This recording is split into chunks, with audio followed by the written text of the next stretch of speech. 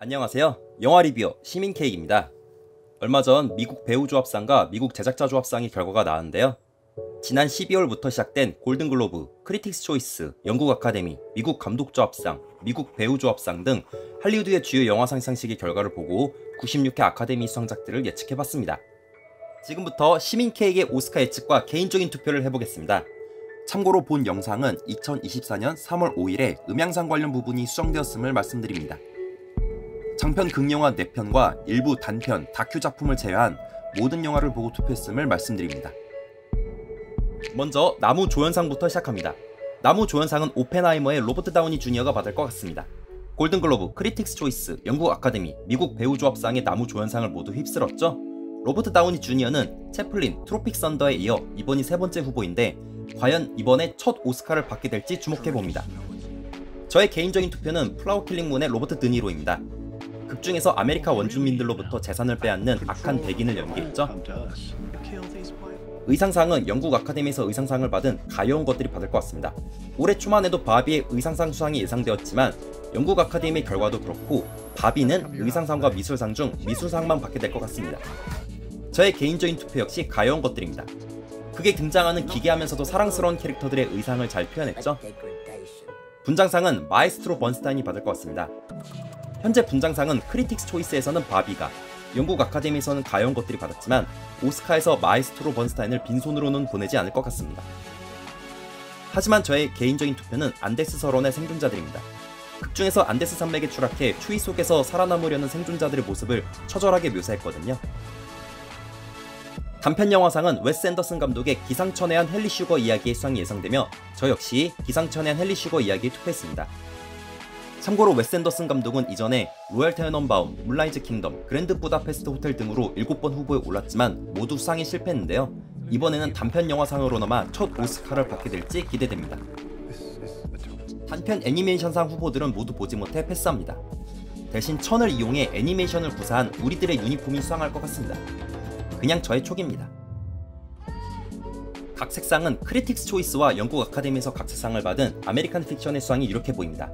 작품상과 나무주연상 등 주요 부문 후보에 많이 오른 데다 흑인 배우들이 대거 출연한 아메리칸 픽션을 빈손으로 보내면 여론의 질타를 받을 것도 있고 흑인 회원들의 표심도 있을 것이기 때문에 아메리칸 픽션을 빈손으로 보내진 않을 것 같습니다. 반대로 저의 개인 투표는 오펜하이머입니다. 핵무기 개발을 둘러싼 줄리어스 오펜하이머의 삶을 다양한 시대와 서사로 인상 깊게 묘사했죠. 각본상도 골든글로브와 영국 아카데미에서 각본상을 받은 추락의 해부가 수상할 것 같습니다. 추락의 해부는 프랑스 측에서 국제영화상 후보로 등록하지 않은 탓에 국제영화상 후보에는 오르지 못했지만 작품상과 감독상 등 주요 부문 후보에 올라 선전하는데요. 아마 각본상 한 개는 무조건 건질 거라 생각합니다. 저의 개인 투표 역시 추락의 해부입니다. 여우조연상도 골든글로브, 크리틱스 초이스, 영국 아카데미, 미국 배우조합상에서 여우조연상을 휩쓴 바튼 아카데미의 데이바인 조이 랜돌프가 받을 것 같습니다. 저의 개인 투표 역시 데이바인 조이 랜돌프입니다. 주제가상 예측이 가장 힘든데요. 현재 주제가상은 바비의 주제곡들이 골든글로브에서는 빌리 아일리시의 What Was I Made For You가, 크리틱스 초이스에서는 마크 론슨의 I'm Just Ken이 받았는데요. 하지만 왠지 이변이 일어나 아메리칸 심포니의 It Never Went Away가 받을 것 같습니다. 우선 빌리 아일리시와 피니어스 오코넬 남매는 이미 007 No Time to Die로 주제가상을 받은 점이 있고 시상식 레이스 후반이라 표심이 바뀔 것 같습니다. 그리고 아메리칸 심포니가 장편 다큐멘터리상 후보에 오르지 않은 대신 주제가상을 받을 것 같습니다. 저의 개인 투표는 플라워 킬링 문의 와자제 A Song for My People입니다. 영화의 마지막 장면에서 아메리카 원주민들이 부르는 노래가 인상적이었기 때문입니다. 음악상 역시 골든글로브, 크리틱스 초이스, 영국 아카데미에서 모두 음악상을 받은 오펜하이머의 루드비 고란손이 받을 것 같습니다. 루드비 고란손은 이미 블랙팬서로 오스카 음악상을 받은 바 있습니다. 저의 개인 투표는 가여운 것들의 저스킨 펜드릭스입니다. 영화 속에 가득한 현악기 음악이 귀여우면서도 그로테스크한 영화의 정서를 잘 살렸다고 생각합니다. 장편 다큐멘터리상은 영국 아카데미에서 다큐멘터리상을 받고 미국 감독조합상에서 다큐멘터리 부문 감독상을 받은 마리오폴에서의 21이 받을 것 같습니다. 러시아의 우크라이나 침공을 다룬 다큐멘터리죠. 저의 경우 후보작 중에서 칠레 다큐멘터리 이터널 메모리밖에 보지 못했기 때문에 이터널 메모리에 투표합니다. 이터널 메모리는 독재 정권에 맞섰던 언론인 아우구스트 공고라가 알츠하이머를 겪게 되면서 벌어지는 이야기를 다룬 다큐멘터리입니다. 단편 다큐멘터리상은 라스트 리페어샵이 받을 것 같으며 저 역시 라스트 리페어샵에 투표합니다. 라스트 리페어샵은 미국의 저소득층 학생들을 위해 악기를 수리하는 사람들의 다양한 사연을 다룬 다큐멘터리죠. 국제영화상은 현재 작품상과 감독상 후보에도 올랐고 영국 아카데미에서 비영어 작품상을 받은 The Zone of Interest가 받을 것 같습니다. 저는 빈 벤더스 감독의 일본 영화 퍼펙트 데이즈에 투표했습니다. 중년 남성의 일상을 통해 고독과 삶의 만족에 대해 고찰해보는 영화였다고 생각합니다. 장편 애니메이션상은 골든글로브와 영국 아카데미에서 애니메이션상을 받은 미야자키 하야오 감독의 그대들은 어떻게 살 것인가가 받을 것 같습니다. 시상식 레이스 초반에는 스파이더맨 어크로스 더 유니버스가 더 유리해 보였지만 미야자키 하야오 감독의 은퇴작이란 점과 다른 경쟁작들, 특히 픽사의 엘리멘탈이 압도적이지 않은지라 그대들은 어떻게 살 것인가가 받을 것 같습니다. 참고로 미야자키 하야오 감독은 이미 2003년에 센과 치히로의 행방불명으로 장편 애니메이션상을 받은 바 있습니다.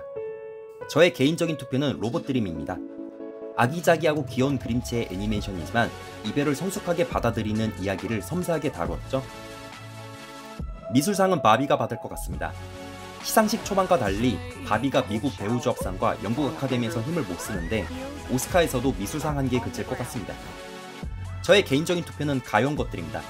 시대극 컨셉에 SF적인 상상력을 더한 미장센이 인상적이었죠. 편집상은 오펜하이머가 받을 것 같습니다. 크리틱스 초이스와 영국 아카데미에서도 편집상을 받았죠. 저의 개인적인 투표는 플라워 킬링 문의 셀머 스쿤메이커입니다. 마틴 스콜세지 감독의 연출력에 맞게 다양한 사건과 인물들의 감정선, 플래시백 등이 자연스럽게 편집되어 놀랐습니다. 음향상은 더 존 오브 인터레스트가 받을 것 같으며 저 역시 더 존 오브 인터레스트에 투표합니다. 더 존 오브 인터레스트는 아우슈비츠역 저택을 배경으로 유대인들의 비명이 들리는 와중에도 아무렇지도 않게 살아가는 나치 가족의 뻔뻔함을 보여주는 영화입니다. 극중에서 유대인들이 나오진 않지만 유대인들의 비명만으로 나치의 만행을 고발하는 홀로코스트 영화죠. 저는 처음에는 오펜하이머에 투표했지만 더 존 오브 인터레스트를 보고 음향상 투표를 수정했습니다. 시각효과상은 고질라 -1이 받을 것 같습니다. 현재 다른 후보작들이 시각효과 부분에서 엄청 부각되지 않는 데다 일본에서 새로 개봉한 고질라 -1의 CG가 훌륭하다는 평가가 있죠. 물론 저의 개인적인 투표는 가디언즈 오브 갤럭시 볼륨 3입니다. 비록 기존 마블 영화의 SF를 답습한 감은 있지만 특수효과를 이용해 다양한 캐릭터들을 실사화했고 다른 시리즈에 비해 로켓을 비롯한 동물 캐릭터들의 감정을 잘 보여줬기 때문입니다. 촬영상은 오펜하이머의 호이테 반 호이테마가 받을 것 같습니다. 이미 크리틱스 초이스와 영국 아카데미에서 촬영상을 받았죠. 저는 공작의 에드워드 러치먼에게 투표했습니다. 칠레의 독재자 피노체트를 흡혈귀로 묘사한 영화 공작은 노스페라투를 오마주한 듯 세피아톤을 적극 활용해 독특한 흡혈귀 영화를 보여주었죠. 나무주연상은 골든글로브, 영국 아카데미, 미국 배우조합상에서 나무주연상을 받은 오펜하이머의 킬리언 머피가 받을 것 같습니다.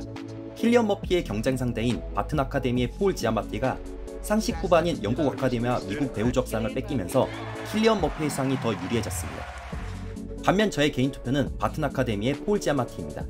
바튼 아카데미에서 고집불통이면서도 외롭지만 제자를 통해 성장하는 교수의 모습을 잘 연기했죠.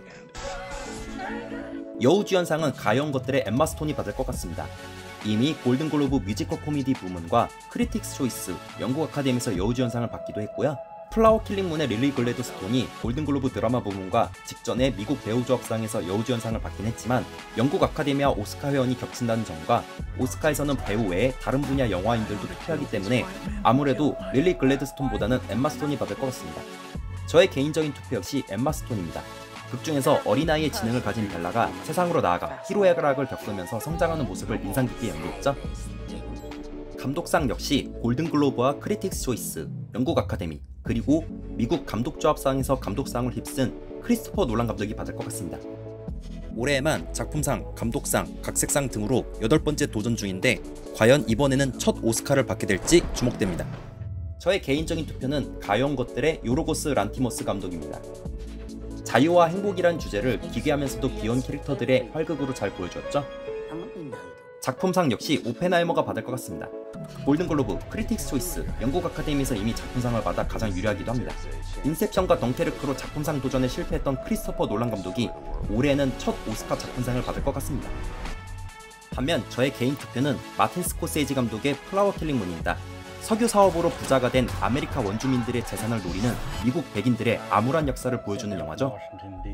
특정 진영의 시점으로 진행되지 않아 극중 인물들에게 감정을 이입할 수 없는데도 3시간 반이 넘는 동안 지루할 틈이 없었고, 각 인물들에 대한 디테일한 시선과 역사를 우직하게 성찰한 영화이기 때문에 이 시대에 꼭 필요한 영화라 생각합니다. 아카데미 상식은 한국 시간으로 3월 11일 월요일에 진행되는데요. 과연 저의 예측이 얼마나 적중할지도 기대해봅니다. 이상 영화 리뷰어 시민K에게 오스카 예측 영상이었습니다. 영상을 시청해주셔서 감사드립니다.